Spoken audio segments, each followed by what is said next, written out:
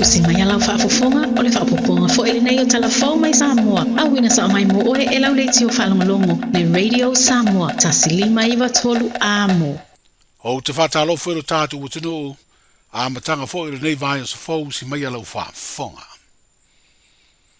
Wa o mai whalawa i tele se whina ngalo tusia.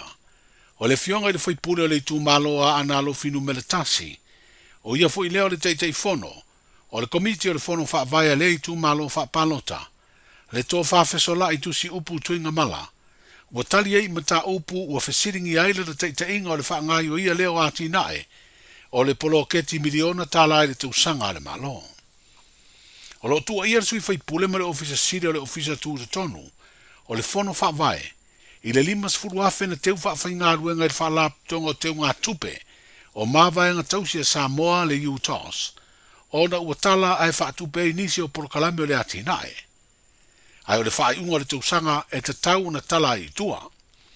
O whalia le tō whawhesola i tusi upu tuinga mala. O ia o le teitei fono. Ma le komiti o le fono wha vai wa iei sui o pito nuu. O fua iala fo ia e whao le i tu malo. Na maadilie e teu wha whai ngā ruenga lea se leni. Na o lato sa iri mua sa fina ngalo le minstar. Ma le komiti wha afoe le polo keti.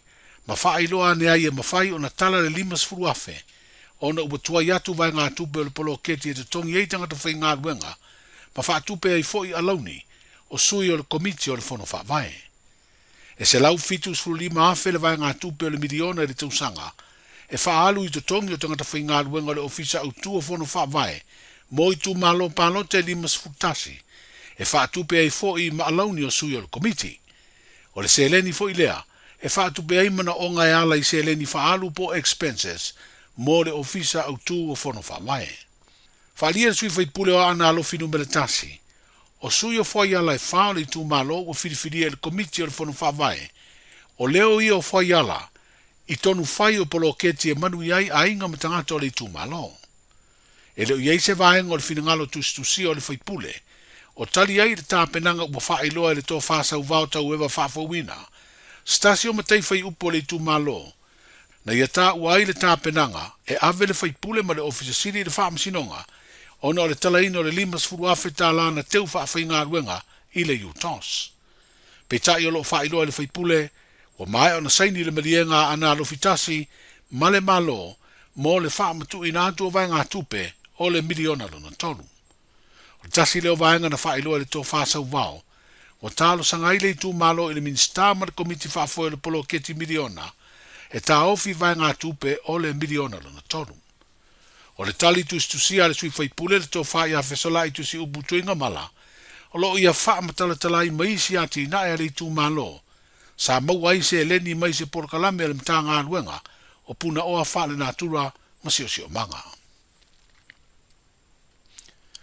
O le masina nei o me usu i ai le fono tele i malua, a le kale sia wha apropitonga keresiano Samoa. Ia maa le nei fo i masina, o le a wha amana tuai ma le aso whanau. O se tasi o kolisi maa walunga le kale sia, le kolisi o le unu moenga fo wa atoa le se lau tolus furu lima tausanga, talu o na whatu wina. O se kolisi sa avea maonga mawalunga po se high school. Ina ua urua i whaatuina i maonga manua au sala. Ile tausanga e afe valu se lau i vasfuru. E tolus furu lima tausanga o whaangai o iai. Mai lea no fuanga lea onga. Se iao ina si tia mai le lotoa le kalesia i malua. Lea o lo ua iai nei. E peo na whailo mai e le pula le kolisi. Wa se lau tausanga taru na whaangai o ia le kolisi o le urumboenga fau. Ile ai tele le kalesia e whakasai malua. E iei le tele tonu o se tasi leo a onga pito matua i to tonu o Samoa. Pe a fua le tausanga e afe valu se lau tolu tsfuru. Na taunu ua le lotu la mo sa i leo tenu. Ai o leono tsfuru tausanga talu na mautu le lotu. Ai a mata lea onga mawalunga a leo lumuenga fau. O lea onga neina fausia mai o le tasi valu i vasfuru.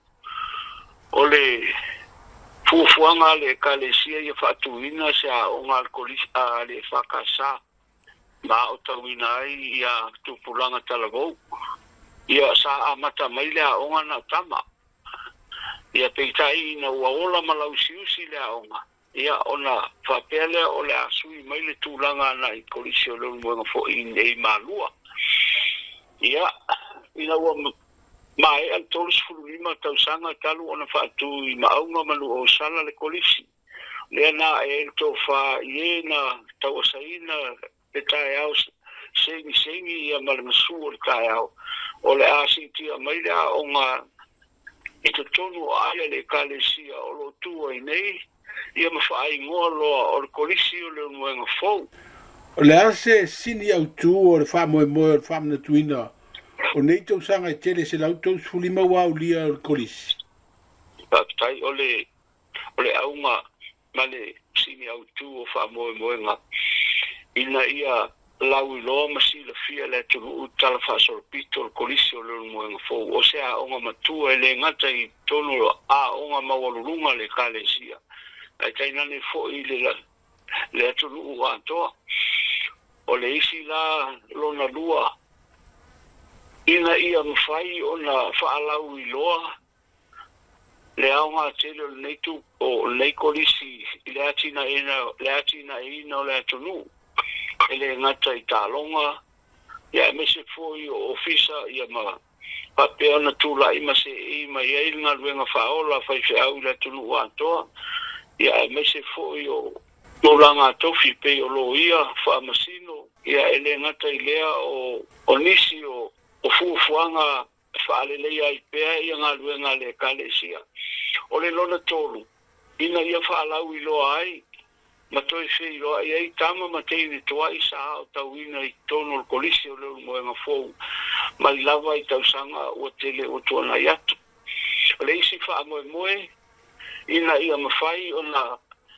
toi faale leia nisi o vaenga o le polisi ia mese fo I anati na e fa solo mo le au tawina lava ma ia no fo le leia fa nau ma mo le ola au ina I tonu o a onga le kalesia O le tapenanga le se lau tau suli matau sanga to tele ni asocio tama matene tuai fo I o le kolisi o le moenga o wha moe malanga mai. O le temi nei o le whatoa tau amata lea o le maftanga lea tama mateni tuai ai ua longu maua foi ma ua o mai whaamtalanga o le ato tele lava tangata e malanga mai atulu mamao ai mese lava Australia ma New Zealand ma tutuila ua whapea ona fuafua mai mo le whaamana tuina o le selau tolu sifurma lima tausanga o le kolisi talu ona whaavae. Le pule le kolisi le unu moenga fou le sunga lupe o manu tu manu vaolo le si o viane. Le solulo le vaya sune u wha moe moe, e wha mana tu aile se lau tolu sifurulima tausanga, o le kolisi o le unu moenga fou. Ma o le fionga I le ao le malolo, vala au wha alo alo I le kolisi, ai o le minstawa a onga manga nuu, o ia o le saunuanga a ami, I le sauninga o le atuanga o le se lau tolu sifurulima tausanga, o le kolisi o le unu moenga fou. O le fiafia le sfroile na te nei le temi uma nava ngā luenga, na whaatiro aise o sofa I ngā leo le pito nu o leo nei e pia, ma pua ina aini tangata se to lima e au fiaise ta mai tai, ona ua masalo mia I lo lato umia o nā koti, e pei o le aisa ma maruana. Whaalia se mori mau whaatua tua ina, o se o sofa inga ele I whaingo fie, ona a o tau ma whaiatu leo e whaatino le ngā luenga, a iei nisi o tangata o lea pito nu, na lato tau ai I maa ta vale leo. Na whai ei tūli ngā leo manisio I lātou mai lea pito nuu, na whai a lea ngā ioinga, ma ua mōlia I le whaalawelawe le ngā rue ngā leo, whapele umio ni a upenga matautia o maa na lātou whao ngā. Whalia le mōni mau o leo sa whainga fo I lea, na mau aisa tino I tupe mani la au malosi o ni whanala iti e whasa, o ni whaur whale mai lo tātou patano. O lo ua wha waunsu e sue ngā leo ia I lātou matau fia nei ma mōlia, soli tū la fono tau I nā koti, whapere tau ainga o ta vale leo. Wa amata whao ngā nei rea wala lo I le vāo le whale medi ma le whale tupele ANC dia pia, I se suinga fau.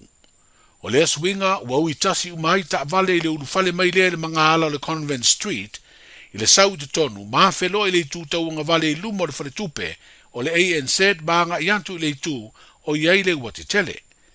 O lea fo I suinga, o le a le to e awhi ni ta vale I le tū tau matau, I le vala valeo le whale meni ma le whale tupe le ANC, pe a nga I mai le tū si sifo, o lo I le wati tele I pia.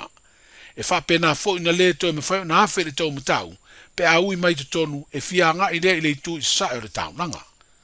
O lea stona ina te nei na aloa I ai le amatari o lea swinga, ina ua mai a ngā luenga na whaatino, e le pulenga whela ua inga I lunga o le lauele ele. O le ua maua sina wha mama venga mo le au whaita vali ro tātu utinu ina ua wha iloa tau fau o loa tau sua o pensini Samoa mo le nei masino, me. Ua wha iloa ia le minstao tupe, le fionga lau timu ia fua wele se va ai. Ua pau le tau o le pensini, o le kiso ma le kalsini. O tau fau ua iei nei o le pensini, ua toru tala lua sene le lita, o le tau sa ia a perila, toru tala iwa sene le lita. O le diesel, o lona tau fau, ua toru tala se futasi sene le lita, o le tau tuai sa toru tala se furu fitu sene le lita.